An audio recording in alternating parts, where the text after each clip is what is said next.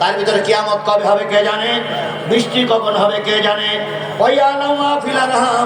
মায়ের পেটের ভিতরে সন্তান ছেলে না মেয়ে কে জানে। মুসলমান কথা বলেন হয়ে গেছে, কে জানে।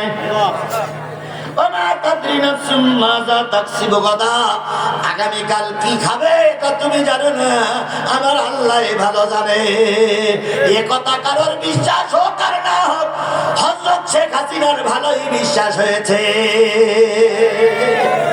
কারণ শেখ হাসিনা বানাইছিল বিরিয়ানি, শেখ হাসিনা তৈরি করেছিল কোরমা, খাওয়া কি হয়েছে?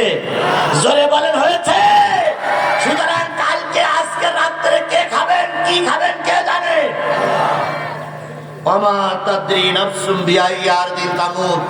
কোন মাটিতে কার মৃত্যু হবে কে জানে। এই পাঁচটা খবর আল্লাহর হাতে। আব্দুল্লাহ ইবনে সালাম প্রশ্ন করলেন শেষে কয়টা? এক নম্বর প্রশ্ন হচ্ছে কিয়ামতের প্রথম আলামত তিনটি। নবী বললেন কিয়ামতের পূর্ব সময় পূর্ব দিক থেকে একটা বিরাট বিরাট অগ্নি আসবে, সেই অগ্নিতে ঈমানদার লোকদের তাড়িয়ে সব মক্কা মদিনায় নিয়ে যাবে। এইটা হলো কিয়ামতের প্রথম আলামত। আব্দুল্লাহ ইবনে সালাম বললেন ঠিক। দুই নম্বর, জাহান্নামী মানুষের প্রথম খাদ্য কি? আল্লাহ নবী বলেন জাহান্নামী মানুষের প্রথম খাদ্য হলো পুজ আর রক্ত।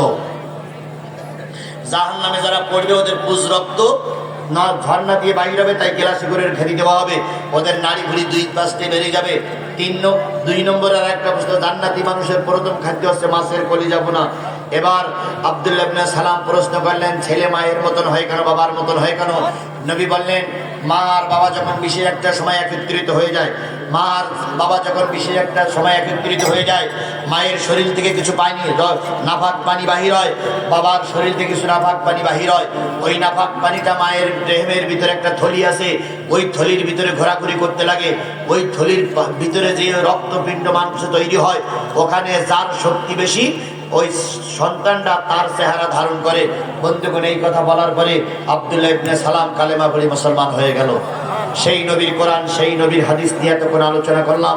আল্লাহ আমাদের শেষ পর্যন্ত কোরআনের পক্ষে কবুল করুক, সকলে বলুন আমিন। আমি অনেকবার এখান থেকে অনেক মাহফিল থেকে পালিয়ে গেছি, আত্মগোপন করে গেছি। এখন আর সেই সময় আছে? জোরে বলেন সেই সময় আছে। তাহলে এখনই আজান হবে, আমি ছেড়ে দেবো মোনাজাত করে, এখনই আজান হবে। আজানের পরেই এখানে জামাতবদ্ধ হব।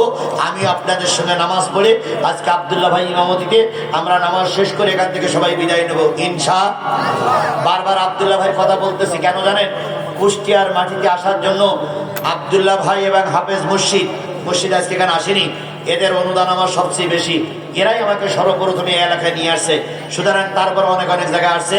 ইনি আমার বড় ভাইয়ের মতন, আপনার যেমন পরিচিত ব্যক্তি আমারও পরিচিত ব্যক্তি।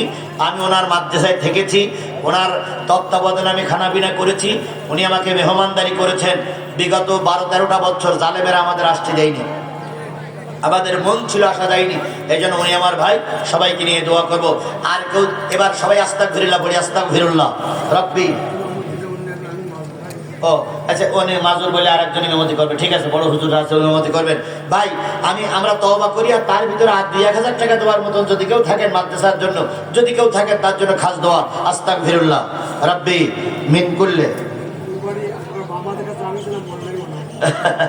জামবো ওয়া আতুবু ইলাইহি লা হাওলা ওয়ালা কুওয়াতা ইল্লা বিল্লাহিল আলিয়্যিল আযীম। ভাই আমাকে স্মরণ করাই দিলেন, ফুলবাড়ির ওই মাহফিলে ভাই আমার বাম পাশেই ছিলেন, চেয়ারম্যান ডাইন পাশে ছিলেন, আর উনি বাম পাশে ছিলেন। মাশাআল্লাহ, সেদিন আমার মনে পড়ে, তবে সেদিন যা মনে পড়ে আজকে তার চেয়ে বেশি মনে পড়তেছে সেদিন আমার চেয়ারম্যান ভাই দাড়ি এত লম্বা ছিল না, ঠিক তাই না ভাই?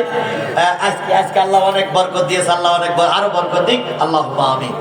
ربنا ظلمنا أنفسنا وإن لم تغفر لنا وترحمنا لنكونن من الخاسرين ربنا إننا آمنا فاغفر لنا ذنوبنا وقنا عذاب النار رب ارحمهما كما ربياني صغيرا।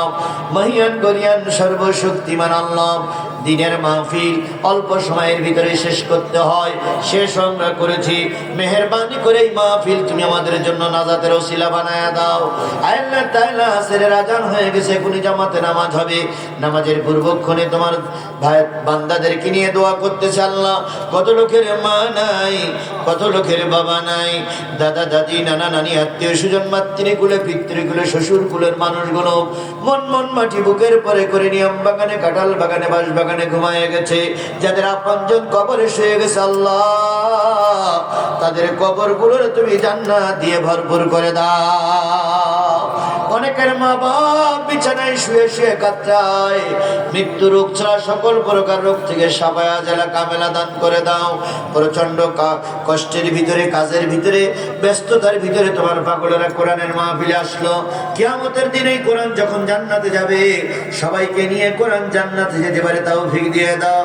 ও বাবু, ফুলবাড়ির মানুষগুলো আমার অতি প্রিয় মানুষ সেবা আল্লাহ, সেদিন তারা অনেক কষ্ট পেয়েছে, বিনিময়ে আমি তাদের কিছুই দিতে পারি নাই। অনেকের মামলা হলো, গাড়ি পুরানো, মোটরসাইকেল গুলো আগুন লাগাই দিল, পিটাইয়ে পিটাইয়ে সাপের মতন মোটরসাইকেল গুলো কুচি করে দিয়েছে।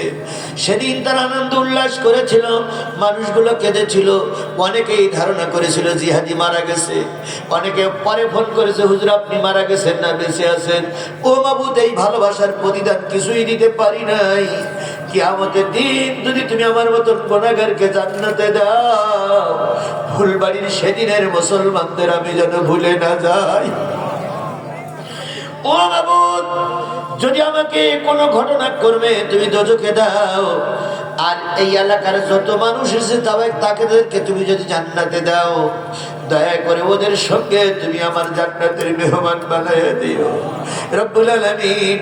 অনেক ক্ষতি হয়ে গেছিল সেদিন, ক্ষতির পূরণ আমি দিতে পারি নাই, শুধু দোয়া করেছি আল্লাহ ক্ষতির পূরণ করে তাদেরকে অনেক সম্পদের মালিক বানায়া দাও। তোমার দোস্তের খাতিরে আমাদের দোয়াগুলো কবুল করে নাও। আমার ভাই কাজল ভাই, তারপরে তার বড় ভাই আজকে এখানে সভাপতিত্ব করার কথা ছিল, কিন্তু তার স্ত্রী অসুস্থতার কারণে তিনি বাইরে। আল্লাহ সুস্থ অবস্থায় তাদের দুইজন কাবার এলাকায় ফিরে আসার তৌফিক দাও। কাজল ভাইয়ের আপন চাচা, তিনি মঞ্চে বসে অনেকক্ষণ বসে আছেন, মুরব্বী মানুষকে, তাকেও তুমি কবুল করে নাও। বাম পাশে আনে মেরা বসা, তাকেও তুমি কবুল করে নাও। আল্লাহ দূর থেকে ছুটে আসার পরে এই এলাকার দুইজন মাস্টার, স্ত্রী প্রাইমারিতে মাস্টারি করে, ভাইজান আমার হাই স্কুলের মাস্টার, তার বাড়ি মেহমান হয়েছিলাম। ও বাবু, আসার সময় ভাবি এবং ভাই দোয়া চেয়েছে, আল্লাহ ওই বাড়ির পরে তোমার খাস রহমত নাজিল করে দাও। একটা ছেলে একটা মেয়ে বাইরে থাকে, আল্লাহ তাদের শান্তিময় জীবন তুমি তৈরি করে দাও রব্বুল আলামিন। দয়া করে আমাদেরকে কবুল করে নাও। আসরের নামাজের আগে দোয়া করতেছি বাবু, দেশটারে একটা বারের জন্য হলে কোরআনের দেশ বানায় দাও। কোরআন দিয়ে আমার দেশ চলছে, কোরআন দিয়ে আমার জাতি চলছে, কোরআন দিয়ে আমার সমাজ চলছে, কোরআন দিয়ে আমার রাষ্ট্র চলছে, কোরআন দিয়ে আমরা চলতেছি। এ পরিবেশ দেখে মৃত্যুবরণ করার তৌফিক দিয়ে দাও। হিন্দুদের একটা গোষ্ঠী, তারা দেশকে অশান্তি করার জন্য ভারতের ছত্র ছায়ায় এ দেশটারে একটা বিপদগামী দেশ প্রমাণ করার জন্য চেষ্টা করছে। এই বিপদ থেকে জাতির আল্লাহ তুমি হেফাজত করো, এই বিপদ থেকে আমাদের উদ্ধার করো, বিপদ থেকে আমাদের মুক্তি দিয়ে দাও। আব্দুল্লাহ ভাই অসুস্থ, আল্লাহ তুমি তাকে সুস্থ করে দাও। এভাবে করে আল্লাহ দুইজন সমন্বয়ক, দুইজন ছাত্র নেতাকে আমরা এখানে পেয়েছি। ও বাবু, তাদের হায়াত বৃদ্ধি করে দাও, জ্ঞান বৃদ্ধি করে দাও, উচ্চ শিক্ষায় শিক্ষিত হতে পারে তৌফিক দিয়ে দাও। আল্লাহ তাআলা তাদের দ্বারা এ দেশের আরো পরিবর্তন আসে, সে সমাজ তুমি তৈরি করে দাও। বাবু, দয়া করে আমাদের সবাইকে তুমি কবুল এবং মঞ্জুর করে নাও, সুস্থভাবে বাড়ি ফিরে যাওয়ার তৌফিক দাও। আল্লাহ এই মাহফিল কিয়ামত পর্যন্ত এখানে চালু থাক, দয়া করে কবুল করে নাও।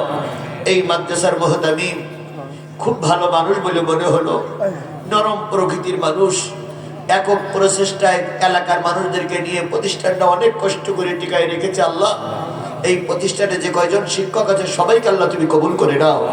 এই প্রতিষ্ঠানে যতগুলো ছাত্র আছে সবাইকে কবুল করে নাও। এই প্রতিষ্ঠানের কমিটির সকল সদস্যকে আল্লাহ তুমি কবুল করে নাও।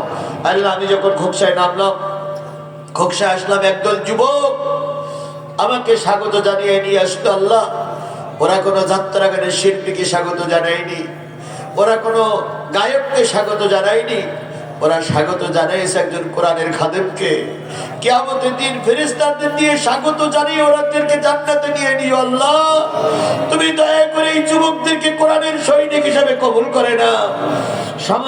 সমন্বয়কদের সমন্বয়ে আগামী আগামী 21শে ডিসেম্বর সাংস্কৃতিক অনুষ্ঠান। আল্লাহ যুবকদের এই সাংস্কৃতিক অনুষ্ঠানটা তুমি কবুল করে নাও। আমরা এই যুবকদের হাতকে শক্তিশালী করে করতে তাদের পয়সা দিয়ে, সময় দিয়ে, মেধা দিয়ে, কথা দিয়ে, বুদ্ধি দিয়ে সহযোগিতা করতে পারি, তৌফিক দিয়ে দাও। সবাইকে ওই মঞ্চে উপস্থিত হয়ে বর্তমান প্রেক্ষাপটে তারা যে কথাগুলো বলবে শোনার, বোঝার এবং আমল করার তৌফিক দিয়ে দাও।